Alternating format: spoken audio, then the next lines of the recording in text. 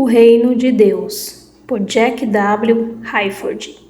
Toda a pregação, ensino e ministério de Jesus centrou-se nas palavras: o Reino de Deus está próximo.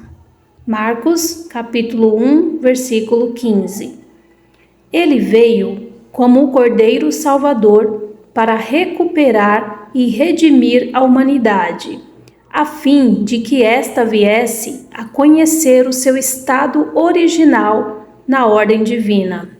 A dinâmica da vida e ministério cristãos encontra-se na compreensão do reino de Deus, que não consiste em comida e bebida, isto é, performance ritual, mas na justiça e paz e alegria no Espírito. Romanos, capítulo 14, versículo 17. Num desenvolvimento extenso, contendo 39 artigos curtos, agrupados em 8 títulos principais. Os primeiro, fundamentos, segundo, terminologia, terceiro, mensagem, quarto, caráter, quinto, ministério, sexto, conflito, sétimo, culto e oitavo, profecia do reino são elaborados. Nestes, há uma riqueza de material que visa estabelecer uma perspectiva ampla a respeito do reino de Deus, a essência da mensagem e vida da Igreja. O autor deste estudo desdobra o equilíbrio que nos chama a vida e poder do reino no presente, ao mesmo tempo antecipando o cumprimento final do reino e a sua consumação no futuro. Fundamentos do reino. 1. A soberania de Deus. Gênesis, capítulo 1, versículo 1. O domínio de Deus é transcendente. O seu reinado é exercido pela sua vontade, palavra e obras. E a sua regência, autoridade para governar, é a sua pré-existência e santidade. 2. O domínio delegado ao ser humano. Gênesis, capítulo 1, versículos 26, 28 e Gênesis, capítulo 2, versículo 16 e 17. Deus delegou o seu governo, e isto vale enquanto houver fidelidade humana para obedecer à lei de Deus. 3. Antes da queda. Gênesis, capítulo 1, versículo 31. A vontade perfeita de Deus não se manifesta na presença da morte, enfermidade, discórdia ou desastre. 4. Impacto da queda. Gênesis, capítulo 3, versículos 16 e 24. O domínio do ser humano passa para Satanás. A maldição se espalha por toda a terra. Porém, Deus age de forma redentora para recuperar o estado perdido do ser humano. 5. Após o dilúvio. Gênesis, capítulo 8, versículo 20 e Gênesis, capítulo 9, versículo 17. Uma nova ordem é estabelecida. Os animais agora temem o homem. Uma ordem purificada para que primeiro se busque a Deus é estabelecida e surge uma nova esperança. 6. O protótipo da pessoa do reino. Gênesis capítulo 12, versículo 1 e 3. Abraão demonstra 2 pontos importantes: um relacionamento de fé com Deus e o plano de Deus para restaurar o governo do ser humano. 7. Exemplos dos patriarcas. Gênesis capítulo 26, versículo 1 e 5. E Gênesis capítulo 28, versículos do 1 ao 22. Os patriarcas revelam a dualidade da redenção, um relacionamento restaurado com Deus e um governo na vida sob a orientação divina. 8. Responsabilidade humana. 1 Crônicas, capítulo 29, versículos do 10 ao 16. O ser humano é responsável pela terra. O fiel redimido pode compartilhar com Deus e, portanto, auxiliar de forma decisiva no estabelecimento do governo de Deus. Terminologia do reino. 9. Definindo a esperança. Mateus, capítulo 3, versículo do 1 ao 2. O reino refere-se ao governo soberano de Deus e à chegada do Messias, que significa o fim do domínio da morte e dos sistemas humanos que matam. 10. Expressões sinônimas. Mateus, capítulo 19, versículos 23 e 24.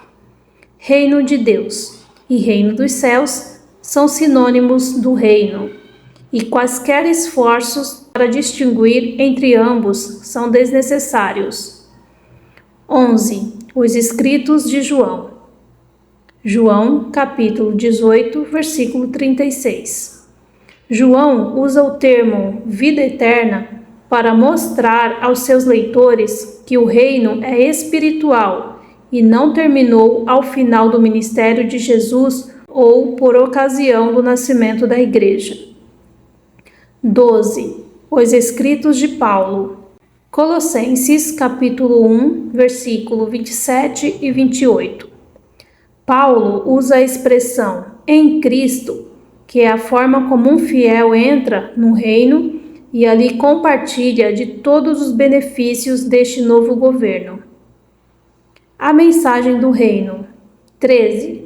O evangelho do reino. Marcos, capítulo 1, versículo 14 e 15. Os evangelhos sinóticos e Atos mostram que Jesus pregou o evangelho do reino e o transmitiu aos seus discípulos, que experimentaram sinais que o confirmaram. 14. Arrependimento. Mateus, capítulo 3, versículo 1 e 2, e Mateus, capítulo 4, versículo 17. O primeiro chamado para o reino é o arrependimento para nascimento, crescimento e muitos frutos. 15. Novo nascimento.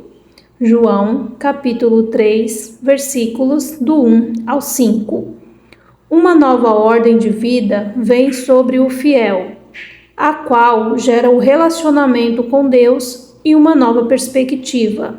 16. Reino presente e futuro. Mateus, capítulo 13, versículo do 1 ao 52.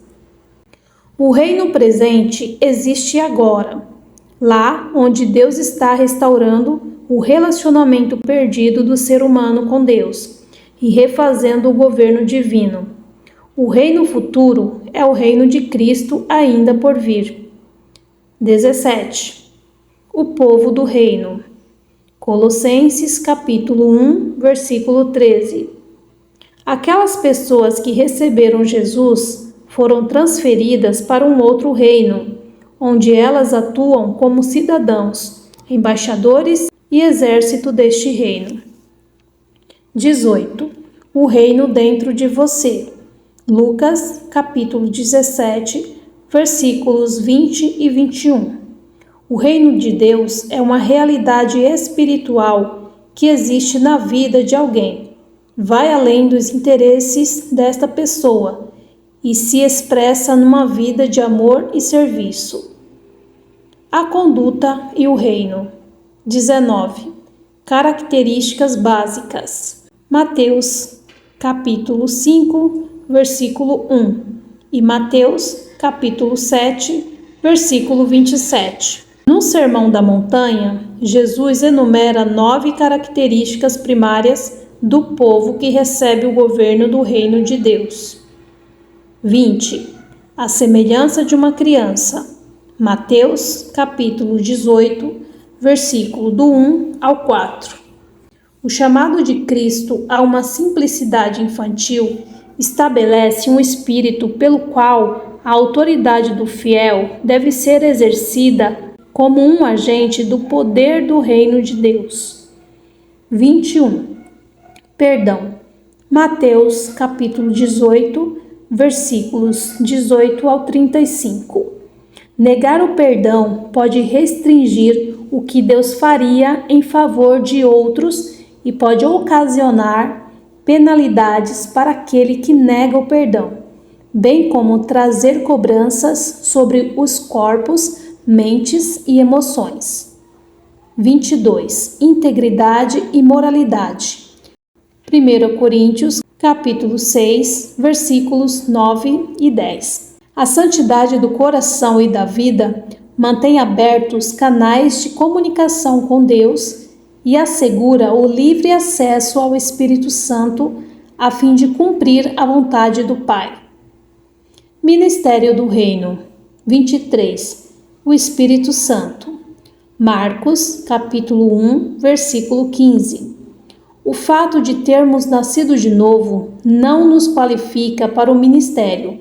Precisamos de capacitação espiritual para o ministério. 24. Autoridade para o ministério. Lucas, capítulo 9, versículos 1 e 2. Podemos contar com poder sobre as trevas. Nós somos os representantes autorizados de Cristo, e Deus nos proverá com paz e poder. 25. Oração e intercessão. Lucas, capítulo 11, versículos 2 ao 4. A oração é a nossa tarefa quando funcionamos como administradores do reino, a fim de que o ministério nasça e seja triunfante. 26. Expulsando demônios. Lucas, capítulo 11, versículo 20. Poder sobre os demônios é um sinal do verdadeiro ministério, porém a verdadeira exultação é pela salvação.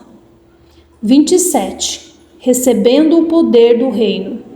Atos, capítulo 1, versículos do 3 ao 8.